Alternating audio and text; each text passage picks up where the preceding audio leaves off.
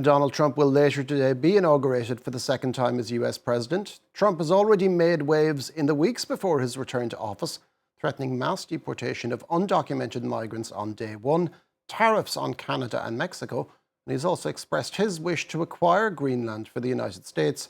And joining me now to discuss this second coming of Trump is Laurie Dundon, a US domestic politics and foreign policy specialist. Good morning, Laurie. Thank you very much for joining us.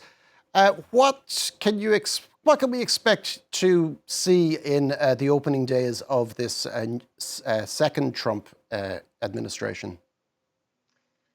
Well, I think we've been hearing a lot in the last couple of days, and even more through press releases from the presidential inauguration group and Trump's team, that there are about to be a whole slew of executive orders, not only today, but they probably, I expect, will trickle on throughout the week.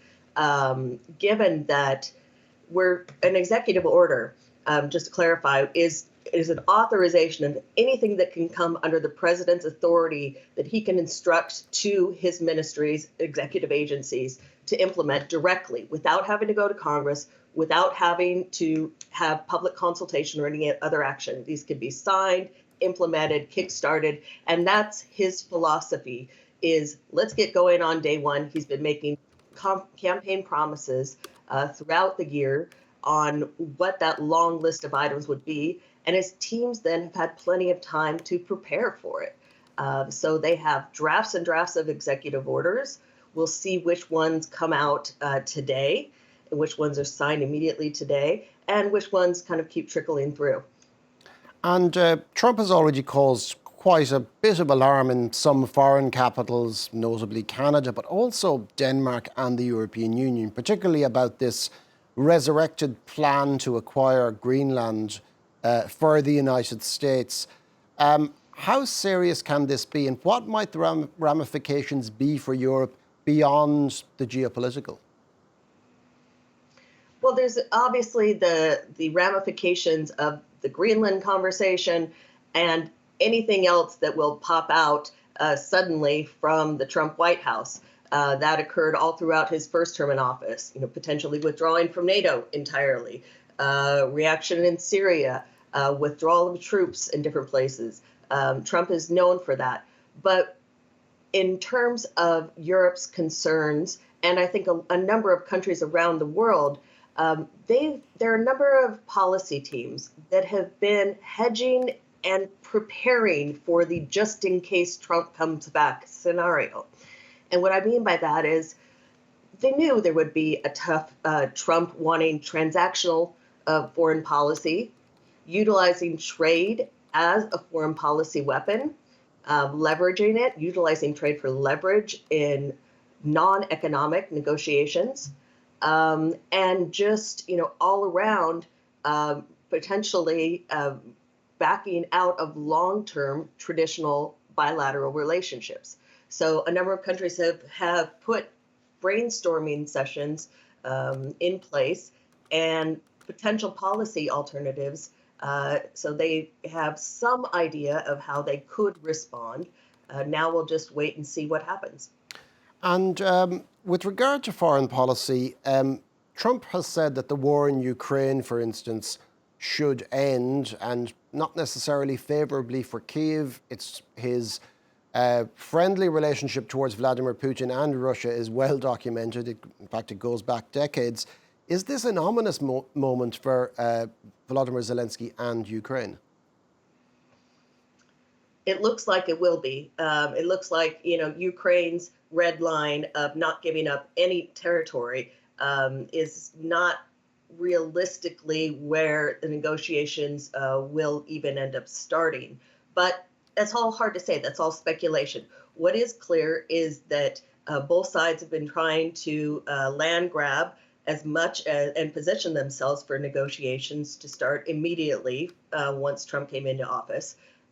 He and his team have actually already started to walk back the idea that he could solve this war within 24 hours, bring this war to an end. And his special envoy has been talking about a 120-day plan and starting to, put out piecemeal some concepts of a peace plan for security guarantees, and ceasefire timelines and arrangements. So once we see that starting to trickle out, I think Zelensky's and actually both sides will get a better feel for where the Trump team is going.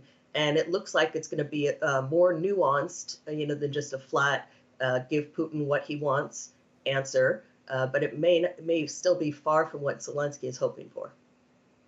And with regard to China, Trump famously started a trade war with China during his first time in office, but he's quite a strong regard for Xi Jinping. Most recently, just yesterday, Trump gave TikTok a lifeline. The US had said that the Chinese company ByteDance must divest from TikTok or face a ban in the US. Trump says that he will keep it alive for now. At least it's an executive order. He can't turn over a statute, but he can give it a stay of life. Is this a sign of a mercurial foreign policy with regard to Beijing? I think it's a sign of typical Trump. If he sees something as a one-off and he wants to do it, he'll do it. Every indication is that he sees that this mandate of him being reelected is an authorization for him to take decisions that he himself solely defines as policy. And he's making every effort to make sure that the bureaucracy is there to support those initiatives, not necessarily just to advise and counsel up on big strategies. In fact, when he talked about the TikTok ban being lifted yesterday at his rally, he referred to it as authorization that was in the law passed by Congress that gave the president the opportunity to do whatever he wanted to do. So I just got to decide what I wanted to do. Now, that's obviously not the nuance of what's going to go forward on TikTok as a policy, but that's how he's viewing it. And that's, I think, how we'll see a number of policy issues pop up, one-offs.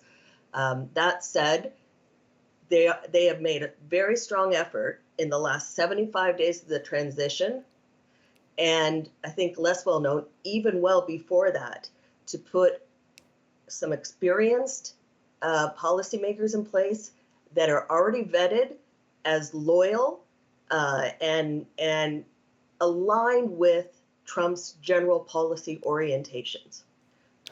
He last time very much felt that the bureaucracy was working against him, and there were entire staffing initiatives underway, and I could elaborate further if you'd like, on getting people ready to get into place right now and drain the swamp of his opponents in the bureaucracy and put his people in. And just on that point, Trump famously falls out with people. Like, he went through 4 chiefs of staff in his first term in office. A lot of members of his administration resigned and they later turned against him. They advocated a vote for Kamala Harris in last year's election. Can we expect less churn this time? I wouldn't expect less churn. They keep talking that there will be more and more accountability built into the system this time. So you have not only, again, kind of one-offs when Trump says, you're fired at the senior level, but they've also now, and I expect these to come out in the executive orders today and this week, nuanced instructions for how to shift bureaucratic structures. And this is all, nitty-gritty details, very in the weeds that won't necessarily be getting the headlines, but it's critically important.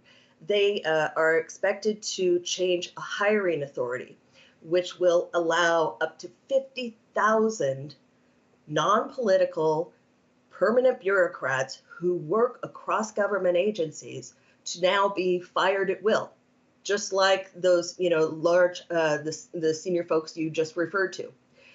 If you start gutting the bureaucracies of expertise and repopulated them based on a loyalty perspective, it's going to be a very different type of government operation that we see, not just individual policy issues.